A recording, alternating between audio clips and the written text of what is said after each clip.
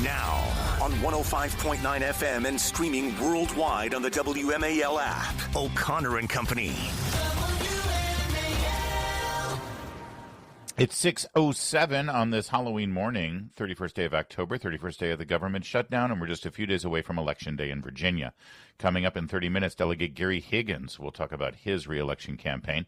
7:05, Greg Pemberton of the D.C. Police Union on the curfew in the district. 7:15, we're going to talk to Josh Bronson from the National Law Enforcement Officers Memorial.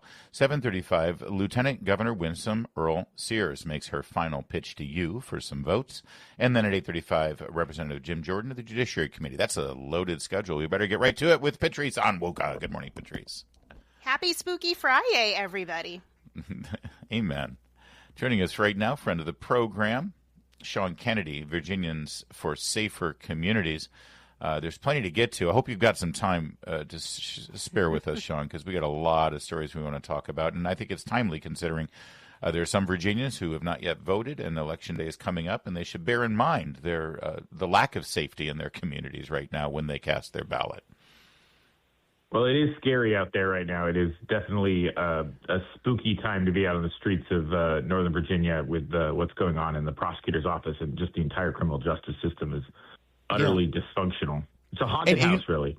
Before we get into some of the details there that you've been following, quickly, I do want to talk about the Attorney General's race. We just had Jason Miyares on yesterday, and, of course, Jay Jones and his violent tendencies and horrific text messages have gotten a lot of attention, but lost in a lot of that is just how terrifying his policies would be and how he wouldn't hold prosecutors like Steve Descano and others accountable. Jay Jones on the issues with regard to safe streets in Virginia is a bit of a horror show, isn't he? Oh, absolutely. I mean, one of the things that sort of got buried because of the text message scandal was two things. First, there was an ad by Jason Miyares about this early release program that Jay Jones was a sponsor of and pushed in the House of Delegates, which basically gave credits to violent and sexual offenders to get out early, and a number of them did. And there's a series, I think there's at least a half dozen murders and another half dozen or so rapes and sexual assaults associated with these people who, if they had been behind bars, if this program had not existed, would not have happened. They were preventable crimes. That story has obviously been subsumed because this got attacked by a lot of people in the media. Obviously, like the NPR affiliate down in Richmond was like, this isn't true. And then independent journalist who's by no means a right-winger who runs a thing called Virginia Scope, which is like an internal newsletter to politicos in Virginia, he actually dug into it and got all the documents. He's like, oh, yeah, that's true. Actually, this early release program was something that Jay Jones sponsored, and it did do all these things. But moving on, and then the next thing that happened for Jason was Jason put out a report that he collected a number of victims across Northern Virginia, particularly in Fairfax, obviously, that reflected the policies that Steve Descano had abandoned victims. And some of these cases were just egregious as to how incompetence and malice and other things played into the way that victims were re-victimized by the prosecutor themselves. And I know we're going to talk about that in a minute, but this seems to be a moving, treadmill where we constantly are getting one victim after another on and off and on and off.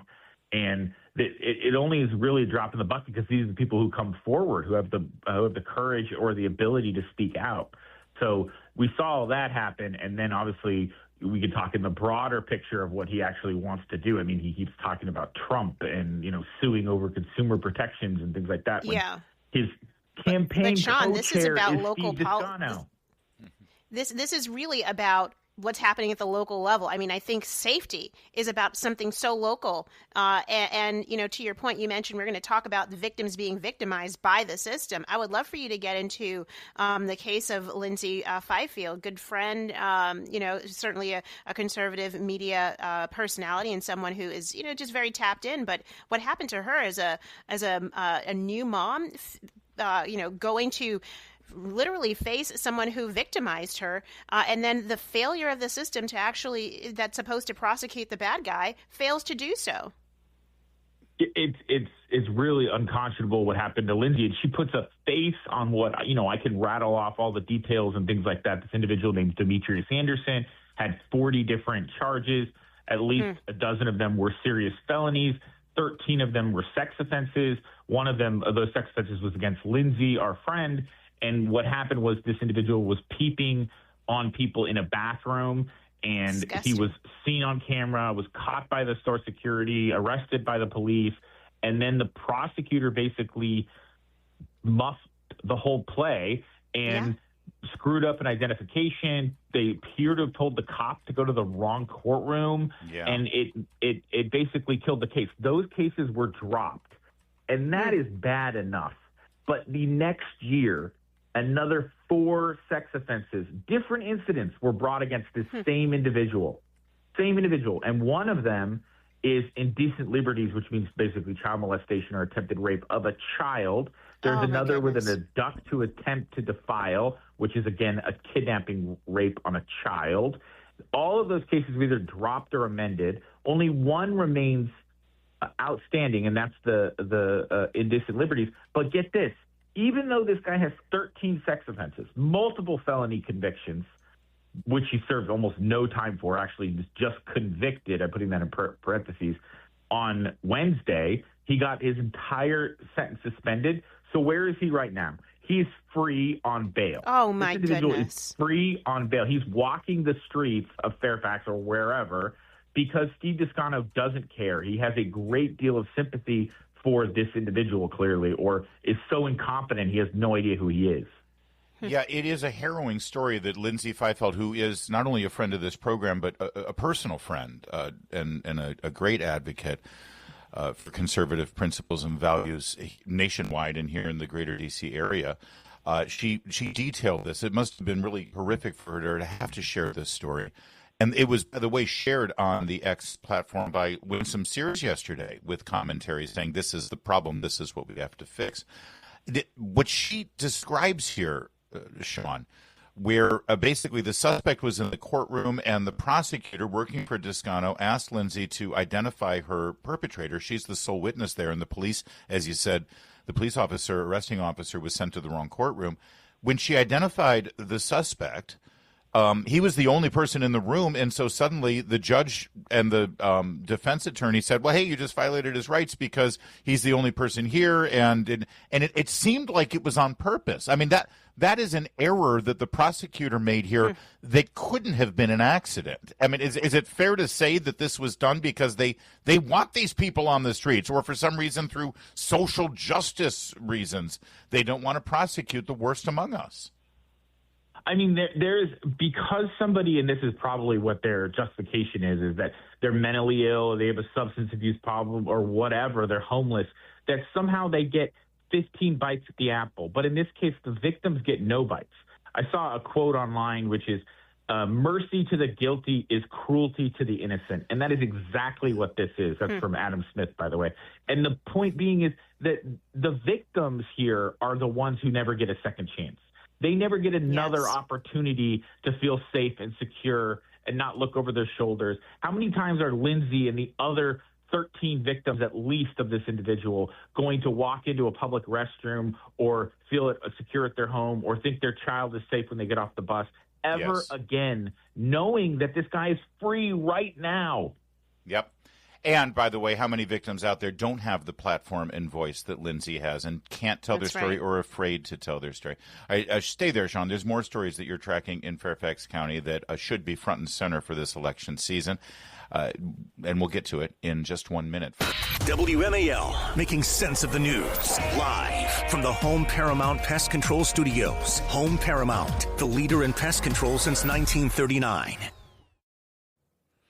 We are constantly told in Fairfax County that they're sanctuary-adjacent policies. Just because they don't call them sanctuary policies doesn't mean they aren't sanctuary policies and don't serve illegal aliens sanctuary left and right. We're told, though, that, that's just for people, maybe they, just have some shoplifting charges or a parking ticket or speeding, but not violent criminals. Well, Sean, talk to me about Jorge Melendez-Gonzalez, who is a violent multiple repeater in Fairfax who continued to be allowed to stay here and was never handed over to ICE. It took ICE to actually finally nab this guy. And, boy, what an incredible criminal record this guy has. And he's been allowed to stay.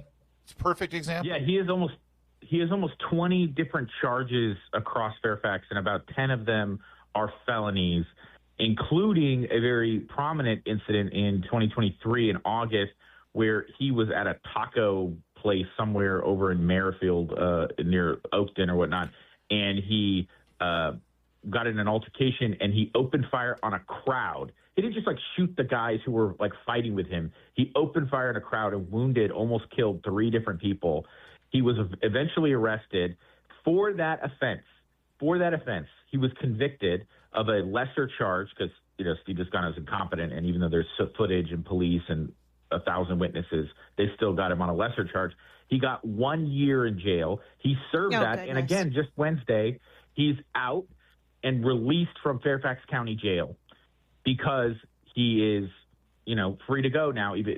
But despite the fact that he's had weapons charges, illegal gun in the past, obviously multiple times caught with no driver's license, which is always a red flag on someone's thing why you're not driving with a driver's license, and a series of other crimes, including grand larceny and other violent offenses, assault and battery. And of all of those incidents, he was never deported or turned over ICE, even though he illegally entered in 2015 under Obama and was ordered deported in 2016 under Obama, and yet he was allowed to stay. And this is sort of the absurdity: is it took ICE finding out, and I'm going to be very coy about this, how ICE found out that this individual was getting out there, because ICE isn't tracking every jail because they're supposed to be using detainers. They didn't know when he was getting released and all this other stuff. They found out. So draw your own conclusions. They just happen to find out. We have friends that you don't know about. Let's just put it this way. Sometimes people in Fairfax are to blame every actor in the system. Sometimes these actors can't pop their heads up. And it's not me, I promise you. Anyway, there are good people out there doing good things. And so somehow ICE found out about this and went and got him. But what's crazy about this incident is not just that he did these things and ICE had to go nab him, and that when Fox News started asking questions about this incident, every single one of the actors in this, from the sheriff to the prosecutor to the police, all pointed fingers at each other. They all are either oblivious to what's going on in the county's board of supervisors chair. They're all pointing fingers at each other. No, it's not my fault. It's not my fault. No, it's that guy. It's that guy. And it's clear that they're guilty of something and they know they're to blame. But you know what's at the root of all this that is the broken part of the system when we talk about ICE and criminal aliens? He was ordered deported in 2016, and the judge said, "You are ordered deported." And he said, "No, I'm not going to do that." Okay, cool. Hopefully you'll abide by my order eventually, but you can walk out the door today. And that's what he did. That's ridiculous. That's exactly what our system does, is people get orders of removal, and then ICE can't go pick them up because of these sanctuary cities, or they're even in court and get the order of removal, and they say, "Go collect your belongings and go home at your own leisure." What we're speaking. You illegally entered the country. You have been deported. Leave. Yeah, we're speaking with Sean Kennedy for Virginians for Safe Communities. I mean, Sean, this is ridiculous that we're dealing with illegal immigrants who are violent, repetitive criminals. But I just wanted to, with the few minutes we have remaining, talk about the violent sexual predators in our schools. At Virginians for Safe Communities, you guys shared this story about a teacher predator ring that was going on in schools where, music teachers, fall church, physical education teachers were involved. Talk to us about that case and what it speaks to about, whether our prosecutors are actually delivering the kind of justice that the victims of sexual crimes in schools should be getting. Well, there's two different cases that both relate to January, February of earlier this year in 2025. One was a music teacher who was groping his elementary school students in one of the schools. He was given 6 months suspended, which means no time in jail. He was allowed out the day he was arrested and then given 6 months suspended, which means he never served a day in jail for this incident. And it went away. It got almost no coverage. Everybody covered it when it happened, and nobody cared what happened afterwards. Now, just again Wednesday, I'm sorry, I looked at the Wednesday court docs. So that's where we got these three cases from, is the Wednesday court docs. the individual who was a Falls Church PE teacher, which the reason I mentioned the music thing and this is not just that they're teachers in general, but a PE teacher is a hands-on teacher. They touch children. They aren't like standing there lecturing about history or whatever. They are physically moving children around, watching them change, all this other stuff. He's a high school teacher, was caught by a sting by the Fairfax County Police where they found him soliciting minors for sexual activity and producing child pornography. Oh, and goodness. in that instance, he was arrested. He has now had 6 felonies put against him. All of them, except for one, were dropped. And now it will go to circuit felony court on one. It is the least charge that he was facing. So he went from over 50 years in jail eligible to potentially 10 years, but in reality, he's going to plead down to something less. He will get likely 1 year in jail at best. So no time for the music teacher and likely a year for this guy. Why are we being sympathetic and lenient towards people who betray our trust twice over? Yes. Yeah. Good question. Sean Kennedy, always great to have you. Thank you for shedding light on this stuff. Really timely right before the election. Thank you, sir. Thanks for staying on top of this stuff. Right. Thank you. Also, happy Halloween. Yeah. You too. To all who celebrate. Do you have a costume picked out? Yeah, I'm going as Nixon. Oh, that's different. All right, good. Well, I mean, he's an American hero who has been given short shrift by historians who are maligning a man. I mean, he's not a crook. Leave him alone. You don't often hear a man named Kennedy saying something like that. Thank you, Sean. It's 6:24. It's a great election. All right. All right, we've got an update coming directly from one of the candidates on Virginia's House Delegate, District 30. We're going to hear from Geary Higgins himself. Stay with us. It's O'Connor and Company at 6:30. WMAL-FM, Woodbridge, Washington, a Cumulus media station. Making sense of the news. News Talk 105.9. WMAL. News now.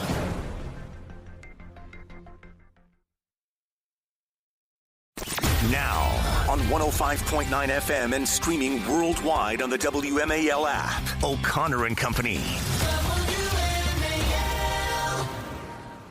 It's 6:37, and it's Halloween, not just any Friday in your nation's capital. It's also just the last Friday, a couple of days before Election Day in Virginia. Our early voting ends tomorrow, and then all voting ends Tuesday, or so we're told. Coming up at 7:05, Greg Penderton of the D.C. Police Union on the curfew in the district. 7:35, Winsome Sears will join us to make her final pitch to you, the voters. And at 8:35, Congressman Jim Jordan, chairman of the Judiciary Committee in the House. It's Larry O'Connor with Patrice Onwuka. Good morning, Patrice. Good morning. Happy Spooky Friday. It is spooky, and it's very spooky to think that Democrats might be winning the governor's mansion and other statewide houses, including scary. Attorney General, Lieutenant Governor, and even expanding their slim majority in the House of Delegates and State Senate. That's why Delegate Geary Higgins is here, because we got to keep Republicans to hold the line down there from the insanity. We're seeing the insanity play out before our very eyes. Delegate Higgins, thanks for joining us. Good morning, Larry and Patrice. Glad to be with you this morning, and it is a pretty scary day, isn't it? Yeah, it is. Yes. Can you give, first of all, before we get to your campaign and your reelection bid and everything that we've seen over the last couple of months here in Northern Virginia, absolutely extraordinary election season, can you give us an update on this redistricting, gerrymandering scheme stunt that the Democrats are trying to pull off in Richmond? Where do things stand now? Well, things stand with the fact that they were given $300,000, $150,000 to Spanberger's campaign, and another $150,000 to the House Democratic Caucus, I believe, to pursue this. I think Hakeem Jeffries had some of the dealings along that line of getting that money to them, and so they've embarked on a course to redistrict Virginia when Virginia was just redistricted a couple of years ago, and that we passed a constitutional amendment by 2/3 majority in the state. Every county in the state, save one, Arlington, voted for the redistricting effort, which would take it out of partisanship. It would be nonpartisan. We created a commission to do it, and it was done, fairly and at hand's length from the politics.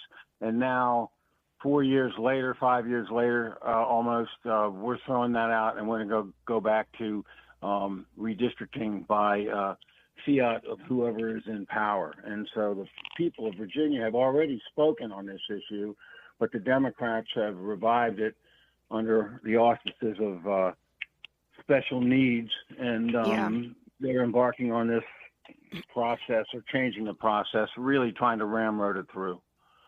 Well, talk about dirty tricks. I mean, I think that's what we're seeing quite often in a lot of these races, but particularly in yours. I mean, I think it's been interesting to see your opponent, John McAuliffe, who is latching his wagon to the likes of Zohran Mamdani in New York City, a declared socialist who is anti-police, anti-capitalism, anti-small business, and just wants to raise taxes. Talk about what your opponent, from a policy perspective, how scary would he be if he were elected? Well, I believe this gentleman, and he kind of parachuted into the district to run. He doesn't have a permanent address. We've found that he really has no contact or information or activity in the district until he parachuted in. Wow. And he has made no comments on economic issues. He's made no comments on parents' right issues. He's made no comments on education. He's trying to skate in, on the anti-administration platform and frankly make up a lot of untruths and falsehood that he's been trying to drive home since August. Let me tell you, they have put $3 million into this race so far. Wow. And we still got a part of half a week to go, and I will venture to guess that they will have spent nearly $4 million when this is over. Delegate Geary Higgins is joining us here on his reelection campaign, and that's an extraordinary amount of money. It tells you how badly the Democrats have organized, raised money from outside the Commonwealth of Virginia so that they can maintain and seize larger control in Richmond. I mentioned, Delegate Higgins, that this has been an extraordinary, unprecedented election season in Northern Virginia. And I think the perfect example is this woman who was holding a sign outside a school board meeting, threatening Winsome Sears with the racist Jim Crow segregation laws because she happens to think that biological men should stay in their own locker rooms and bathrooms. You helped bring that woman's sign and the picture of it at that school board meeting to the public's attention. And for it, your life was threatened. Can you sort of shed some light on that and reflect on where the organized left and the Democrats, who seem to apologize and support them, stand right now with regard to political violence? Well, they look at what Jay Jones has said in those texts. They will not denounce them. My opponent has not denounced him. They refuse to stand up and speak out against political violence, particularly when it's individuals that do things like Jay Jones did. And in the House, we were there day before yesterday, and there was a resolution read in about Charlie Kirk, and the Dems either wouldn't stand or got up and walked out. Jeez. And so political violence, apparently they don't want to get caught up in it and say anything against it. And I can't understand why. It just makes no sense at all. And all this does is fuel the fire for people that are unhinged or unstable that, guess this is just okay. I can do this. I mean, one can only presume that they've made the political calculation that they benefit from that kind of, energy, even if that energy is channeled into violent threats or actual violence. Fuel the rage. Yeah, exactly. Yeah, that's Abigail Spanberger. Yeah, let your rage fuel you. Delegate Higgins, in this final push, what do you need from voters if they want to help you win this election? Well, they need to turn out and vote. If the conservative voters turn out and vote, we will win. The polls are all turning our way. I mean, the Democrats are trying to just hold on and try to get through the election next week. I remember one of the first rules of a sinking ship is to throw the anchor overboard, and they refused to do that with Jay Jones. And so we hope that they hold on tightly to that anchor and it takes the whole ship down. But Jason's ahead. The race for lieutenant governor is tied up, and Winsome is within striking distance. So we're going to win on Tuesday if our people will just get out and vote and be aware not only of the election consequences, but the consequences of this amendment to the Virginia Constitution they're pushing, because that is going to put Virginia in a hole that we can't get out of for many, many years. What a great Republican Delegate Geary Higgins is. I actually asked the question about his own campaign, whether he needs, door knockers, volunteers, money, and instead he talks about Jason Miyares and John Reed and Winsome Sears. Well, I'll do your work for you, Geary. Go to GearyHiggins.com, Geary, GearyHiggins.com. Get involved. This weekend will be the difference maker if you can get out there and get the word out. Delegate Higgins, thanks for joining us. Good luck on Tuesday. Thanks so much, sir. Thank you, Patrice and Larry. Thank you for letting me on this morning. It is 6:45. This afternoon on the Derek Hunter Show, it's Halloween and the eve of food stamps running out. Will there be riots? Probably not, but Democrats will insist there could be. We'll talk about it at 3 o'clock on WMAL. Well, The View has been under constant criticism for having just one point of view and never having a conservative Yes. guest on. Recently, Joy Behar says, we invite Republicans all the time, but they always refuse. That's a lie. So now they're making a big deal out of the fact that on Tuesday they will have a Republican member of Congress as a guest on The View, Marjorie Taylor Greene. Interesting. Oh, interesting. That will be must-watch TV. I may actually watch that show live to see what will be a throwdown. Talk about a catfight. Yeah, I would think so. Although it should be pointed out that recently Marjorie Taylor Greene has been critical of the Trump administration's policies. She's come out and said, we got to have a pathway to citizenship for some of these illegal immigrants. She has been it's interesting that just as she starts to criticize Trump, The View decides to put her on the platform Bring and her give in. her a voice. She's tinged on anti-Semitic, or she questions pretty much our relationship with Israel. Yeah. She certainly applauded President Trump's tweet last night to end the filibuster. She said, "I've been saying it from the start. This is what we should be doing." And she's been calling Republicans to the mat on Obamacare as a leading voice, saying we need to extend the ACA subsidies for the rich because she says a lot of her constituents are receiving them. We'll see how that goes. No doubt we'll have some audio clips to play on yes, Wednesday. on Monday. You and Julie will have a good time. Or It's Wednesday. 6:52.